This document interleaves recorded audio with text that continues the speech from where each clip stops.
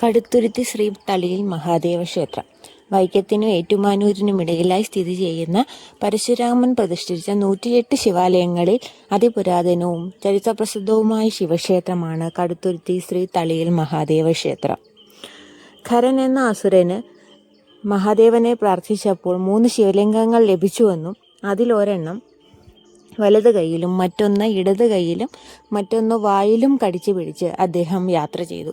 വഴിയിൽ വിശ്രമിക്കാനായി ശിവലിംഗങ്ങൾ താഴെ വയ്ക്കുകയും പിന്നെ അവ തിരിച്ച് എടുക്കാൻ കഴിഞ്ഞില്ല എന്നും ഇടത്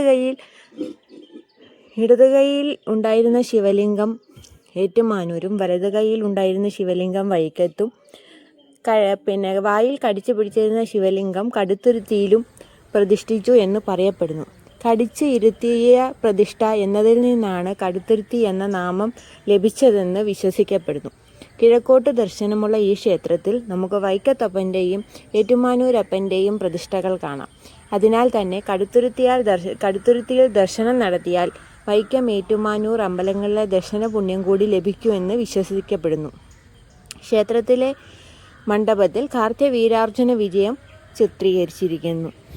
300 വർഷങ്ങൾക്കു മുമ്പ് ക്ഷേത്രം അഗ്നിക്കിരയാവുകയും എന്നാൽ മണ്ഡപം മാത്രം അഗ്നിക്കിരയാകാതെ അത്ഭുതകരമായി രക്ഷപ്പെടുകയും ചെയ്തു. തീ വ്യാപിക്കുന്നതിനിടെ ശിവലിംഗം അഗ്നിക്കിരയാവാതെ സംരക്ഷിക്കാൻ ശ്രമിച്ച മേൽശാന്തി മരണപ്പെടുകയും ചെയ്തു. അദ്ദേഹത്തിൻ്റെ സ്മരണയ്ക്കായി ശ്രീകോവിലിൻ്റെ വടക്ക് ഭാഗത്ത് അദ്ദേഹത്തിൻ്റെ പ്രതിമ സ്ഥാപിച്ചിട്ടുണ്ട്.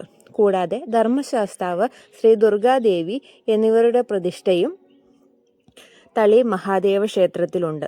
കോട്ടയം റെയിൽവേ സ്റ്റേഷനിൽ നിന്നും ഏകദേശം 25 കിലോമീറ്റർ ദൂരെയാണ് കടുത്തുരുത്തി തളിയിൽ ശ്രീ മഹാദേവ ക്ഷേത്രം സ്ഥിതി ചെയ്യുന്നത്.